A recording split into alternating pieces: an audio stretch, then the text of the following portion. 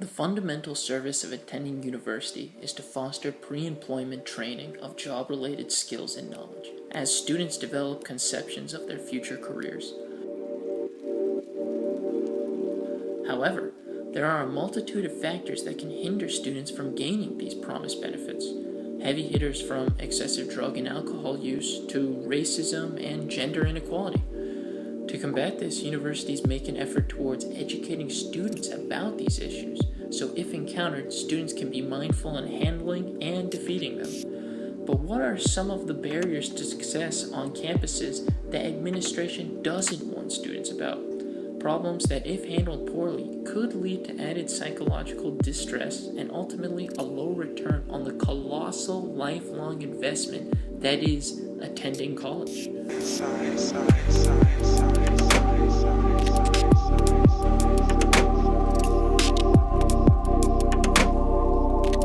A frequent instance that can be heard at a university like Cal Poly is the tried and true teasing of one's major selection.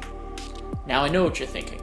This form of insult doesn't seem to come from a particularly malicious place, and most of the time it's all in good fun, right? But where does one draw the line between a friendly tease to constant harassment to persecution of a personal quality? Well, according to Jacqueline Jensen, Afra Ahmed, Eden King, and Jung-Hyun Lee from the Journal of College Development, what an individual is essentially committing when they make fun of someone's major is engaging in what they call incivil behavior. They define incivility as a low-intensity, deviant behavior with ambiguous intent to harm the target, in violation of norms for mutual respect. Such behaviors may reference a person's gender, race, religion, or any other personal trait they could be defined with. So let's do a quick rundown about those playful insults you hear around campus or even possibly have been bestowing upon your own friends. Let's say you have a friend majoring in photography, and after hearing they are stressing out about finals, you reassure them everything will be fine. But because they won't be getting a job for being a photography major anyway. Is this a low-intensity deviant behavior? Yes. Insulting a person with your words is low intensity, compared to the high intensity decision of beating up your friend over being a photography major. Is this violating norms of mutual respect? Of course, as all insults do. Finally, is this referencing a personal trait that could be used to define him or her with others? Yes. Your major as a college student usually constitutes as one of the 3 or 4 things most people spout off in describing themselves.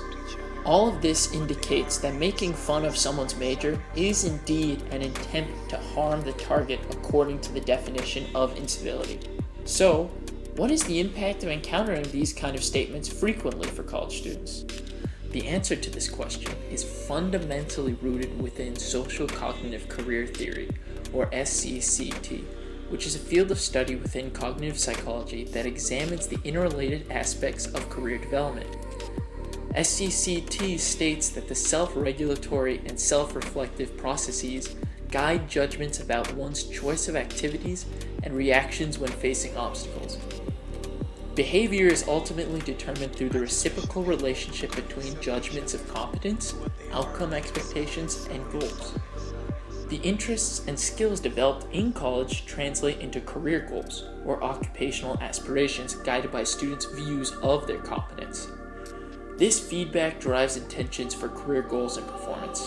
The same study within the Journal of College Development that defined incivility also tested how incivility affects determinants within SCCT, like competence and self-efficacy. What they found was that students with positive self-views tend to have higher expectations of their future success than students with negative self-views, with competence being the largest determinant of occupational aspirations. Not rocket science here.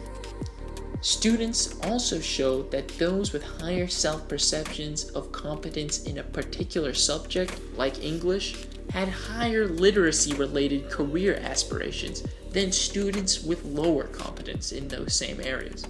Again, pretty intuitive. Finally, They found incivility to be positively related to psychological distress, which was negatively related to self-perceived competence and thus occupational aspirations. Think earlier to the hypothetical friend teasing scenario. Now, if you swap the personal trait of one's major with other personal traits, it turns the seemingly tolerable "everything will be fine because you won't get a job for being a photography major" into the unacceptable "everything will be fine because you won't get a job for being Asian." "Everything will be fine because you won't get a job for being a Muslim." "Everything will be fine because you won't get a job for being a woman." "Everything will be fine because you won't get a job for being a bisexual." All four statements sound absolutely ridiculous, offensive, and outright oppressive. So if committing this same incivil behavior but targeting someone based on one's major induces the same effect, then why do we tolerate it campus-wide? And what can be done to help fix this issue? As corny as it sounds, the simplest solution is to instill a culture of mutual respect amongst the different majors, an aspect that is sorely missing here at Cal Poly due to the inherent structure of this school.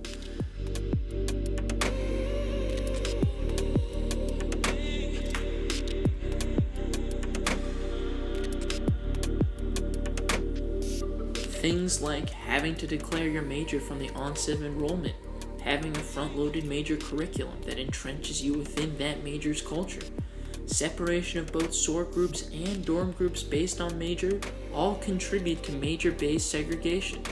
Segregation that facilitates the worst of us versus them group dynamics. How can you possibly learn to academically respect those whom you don't interact with in an academic setting?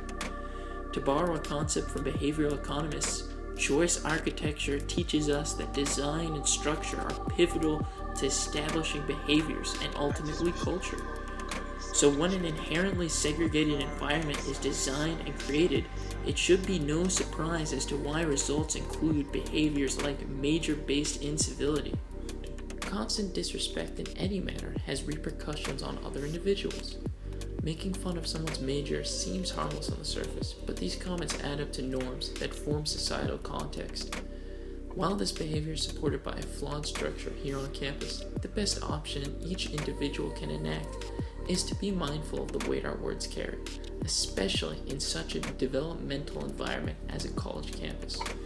In doing so, we can hopefully make this campus an easier place to accomplish what we set out to do by attending Cal Poly in the first place.